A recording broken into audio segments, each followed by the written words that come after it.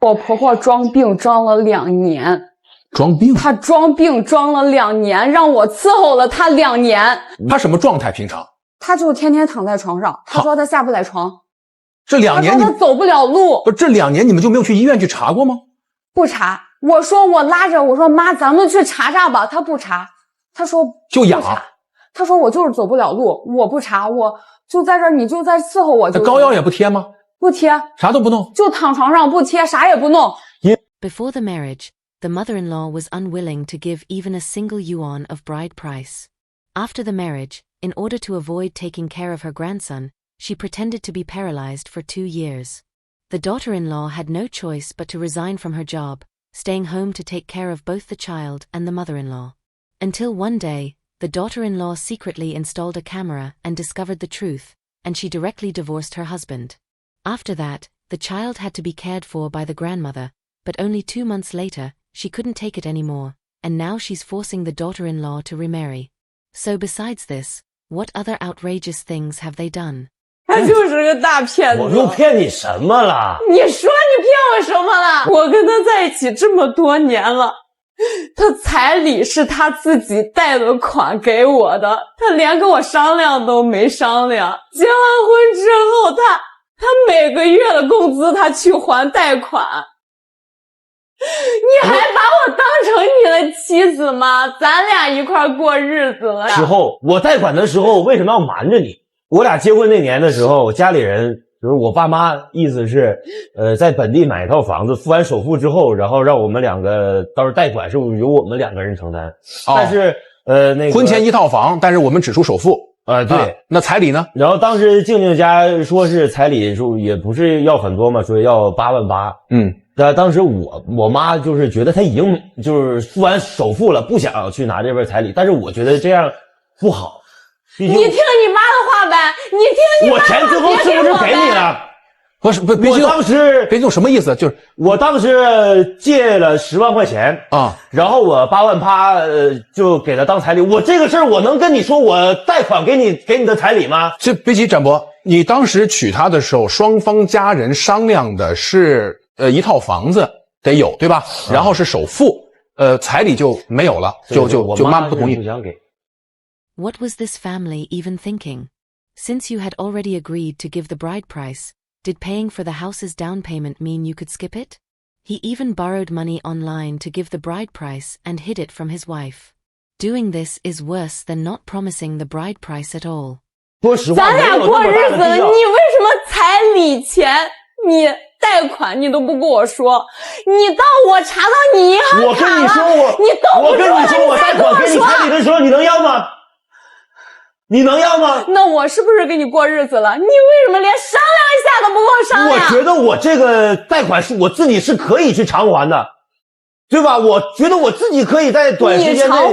你偿还，咱们俩出去买个菜，买个东西，都是我掏钱了。你掏钱的时候，你去打电话去了。What kind of logic is that? Just because you think you can repay, it doesn't mean you can hide it. Also, isn't part of that money you're repaying coming from your wife's contribution? Without your wife's support, how do you have the ability to repay anything? How can you speak so righteously? In this situation, she was still willing to marry into your family, and you don't know how to cherish her. Instead, you keep finding fault everywhere. 就是因为他妈。来说说吧，展博好好听。你说我带孩子，我还得天天伺候着他们一家老小。我带着4岁孩子，孩子刚出生没多久发烧了，我也可操心。我一个当妈的，我也很着急啊。他妈没有说帮忙了，他妈指责我，说我不好好看孩子，说我不会照顾孩子。我天天白天不是白天，晚上不是晚上的照顾孩子。你是怎么处理的？他说：“哎呀，我妈她年龄大了。”你多担待担待他，不像你大学生。我跟你说的那个意思就是说家里老人这个年龄大了之后，他骂你或者怎样，你就不要听。我的意思就是你不要往心里去。那我就得忍着了，我就是啥事儿没做错，我得伺候着他，我还得忍着他，我还得听着他骂我，是不是？ The wife took care of the child day and night, and none of you helped her. You couldn't understand her hardships, yet you acted like everything she did was taken for granted. When the child got sick, there was no care, no comfort, only blame. And when the wife was wronged as a husband, all you told her was to endure it. How could such behavior not make people's hearts turn cold? 是个值得尊重的长辈吗？你让哪点让他尊重你啊？哭闹喊砸装病躺那儿摸东西，这哪儿看不上他挑毛病，你哪点让他尊重啊？你除了抱怨，你哪点的尊重啊？你给我说出来办一件事，你让我觉得我能尊重你。我婆婆装病装了2年，装病？她装病装了2年，让我伺候了她2年。你不要总是说我妈在装病，对吧？ Even the guests in the audience couldn't stand this ridiculous mother-in-law's behavior and directly confronted her. Just to avoid helping with childcare, she pretended to be paralyzed, forcing her daughter-in-law to take care of her for 2 whole years. What on earth was going on? 就是腰疼，她跟我说他们走不成路了。他什么状态？平常她就天天躺在床上，她说她下不来床，这2年你她走不了路。不是这2年你们就没有去医院去查过吗？不查，我说我拉着我说妈，咱们去查查吧，她不查，她说就痒不查，她说我就是走不了路，我不查，我就在这儿，你就在伺候我就行。这膏药也不贴吗？不贴，啥都不弄，就躺床上不贴，啥也不弄。好完之后去医院没？那时候没去医院，也没去医院，对，做治疗了没？没，就什么都没有，他就自己好的。对，他就说在家就不干不工作一段时间，就纯休息嘛，就能消息好。再为你妈辩解了，我为他辩解啥呀？2年啊，展博，辩解啥？2年啊，2年不去看病，不贴膏药，不去治病，不去推拿，2年。我要是不安那个监控，准备让我伺候她一辈子，是吧？不是什么意思？监控怎么了？监控发现什么了？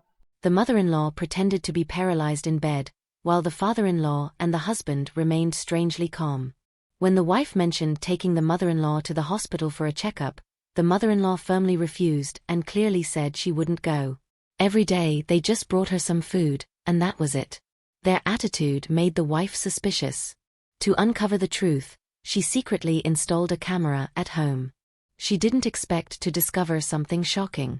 然后结果有一天我公公他喜欢打牌，他就出去了，周六周日，然后我出去买菜了。我就看了一下监控，我婆婆站起来走路，站起来出去客厅倒水，很灵活自如。对，一点问题都没有。然后呢，装了监控以后，那个所谓的影子就出现的少了，还是说怎么？装了监控之后看到了全是你妈。然后呢，这个事儿呢，说的我跟他说了。然后呢？然后他就带着他妈去检查了。然后呢？哎，很好，检查了，终于检查了，展博呀，我的天哪！没有问题，一点问题都没有，是不是？怎么一点问题都没有？那医院说是腰间盘突出，那不是有问题吗？能走路不能。哎呀。 The mother-in-law, who had been paralyzed in bed for 2 years, was walking freely around the living room whenever no one was home. The daughter-in-law was furious when she saw this, so she checked earlier recordings and found plenty of footage of her mother-in-law walking around. Wasn't this just treating people like fools? 你婆婆说自己生病了，不能再做家务了，要躺在床上歇腰了。这个是孩子多大的时候？2岁的时候。那刚就会走路，正蹦跶的时候。他爸天天去打牌，不管不问，家里面就剩我给他。啥都是你管。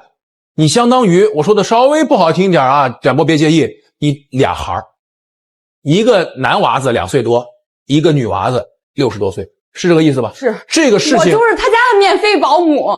During the most difficult years, the wife had no help at all. The father-in-law played cards as usual, and the mother-in-law not only didn't help, but even pretended to be paralyzed to make the daughter-in-law take care of her. It's hard to imagine how she survived those 2 years. How could such an elder deserve any respect from her daughter-in-law? 都是小偷，你说吧，我咋偷你了？我的那些项链3斤，我娘家给我赔的一些首饰，那不就是个项链吗？那是我的东西。我跟你说，主持人啊，俺这个娘家的这个侄女来看我了，看我了以后呀，她一转圈就她那首饰盒里头哎，他在那一比划，有个项链儿，哦然后我一看他穿的刚好是个低领了，他就这样一比划，哎，我说是怪好看的，好看啊！哎呀，我说你算了，你拿走吧。也大气。哎，我说这静几年了，他都搁到那哈都没有戴过，他这那个你拿走，那个我当家废物利用。就这，拐回头来他说俺这合着伙来去偷他了。哎，我问一下，星星，你那个首饰盒一般是合住的还是关住的？我都是合住的，因为我都平时我带孩子我都没怎么带，我就放到那儿。合着的吗？怎么就看见了呢？这个那他就是看了我了以后。他转圈了呗？他那哈看好不是有个穿衣镜嘛？啊，俺那个侄女也好臭美啊！你会做人不会？你要是如果会做人的话，俺表姐拿走了，我再给她送给几个，反正我也不带。 This mother-in-law truly has no sense of boundaries.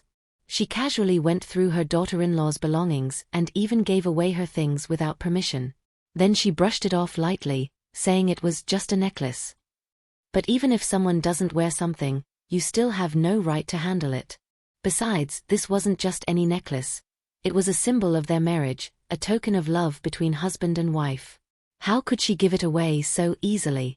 我知道这个事儿之后，我当时也是我不知道怎么跟我妈讲，所以我有的时候觉得我就跟我老婆讲，我说这个东西反正大不了我再给你买嘛，我说就她喜欢就你用啥买？怎么能再买呢？你用啥买呀？ This husband's way of thinking is truly speechless. At this point, it's no longer about the necklace. It's about whether the mother-in-law respects her daughter-in-law at all.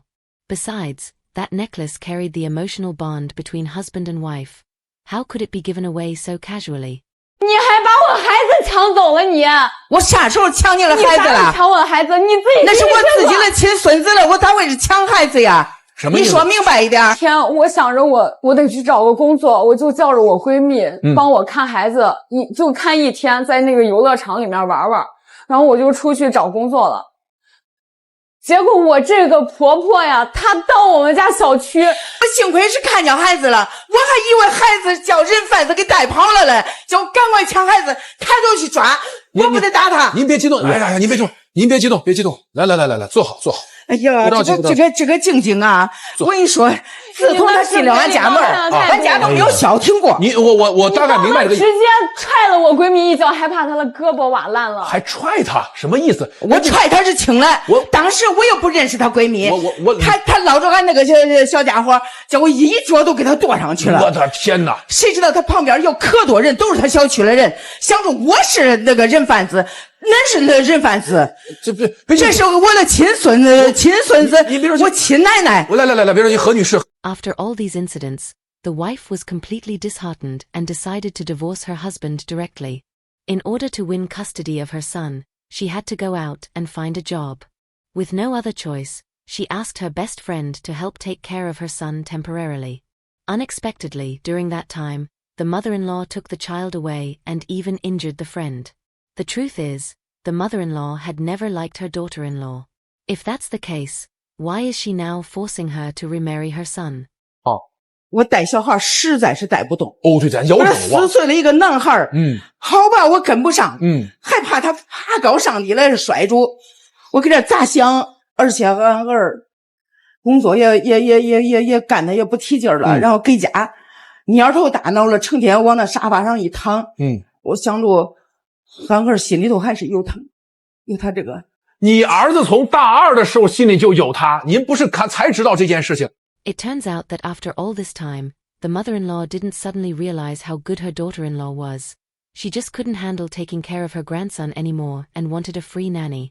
How shameless could that be? Even the experts and guests on stage couldn't stand her behavior anymore. 2年也确实不容易。你亲儿子伺候过2年没有？ 是啊，你伺候过没有？将心比心。你亲儿子伺候过你2年没有？那没有。你被谁伺候过2年？他是一点都不。你爱人伺候过你2年没有？他那个就更不用说了。对呀，2年700天。静静伺候过你爹妈2年没有？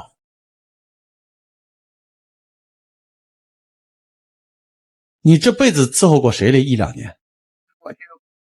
是啊。 这还说嘛？这咱别说了，不是不讲理，咱就不说了。我心里都啥都知道。你清楚的都别说了。说实在的，我现在给你说个心里话啊，我往床上躺，一个是我真是难受，再一个我也想试探试探俺儿到底找的是个啥女人。试完了没有？还行。Put yourself in someone else's shoes. This daughter-in-law, even her own parents who raised her never received such care from her. After marrying into your family, she served you wholeheartedly. During this time, not even your own son or husband took care of you like that. What more could you possibly be dissatisfied with? After the guests and experts analyzed the situation, the mother-in-law finally realized her mistakes and apologized to her daughter-in-law. The husband also promised his wife that he would maintain a better relationship between them and his mother. In the end, they finally reconciled. 2 years. More than 700 days and nights, she took care of that pretending to be sick mother-in-law without complaint. But do you know what's the most terrifying thing? It's not being deceived, but being used by your own family because of your kindness. The mother-in-law said she wanted to test whether the daughter-in-law was a good woman, but such a test destroyed trust, marriage, and an entire family. And that so-called filial piety, in her eyes, might just be another form of obedience. In a marriage, the most chilling thing is not the quarrels, but realizing that your grievances were never understood by anyone. A daughter-in-law is not a servant, and respect is not charity. The warmth of a family has never been maintained by someone pretending to be pitiful, but by sincerity, understanding, and mutual boundaries. What do you think? If you were Jingjing, would you forgive such a mother-in-law? Welcome to share your thoughts in the comments. And don't forget to give a like, subscribe to the channel, and let more people see these real-life stories.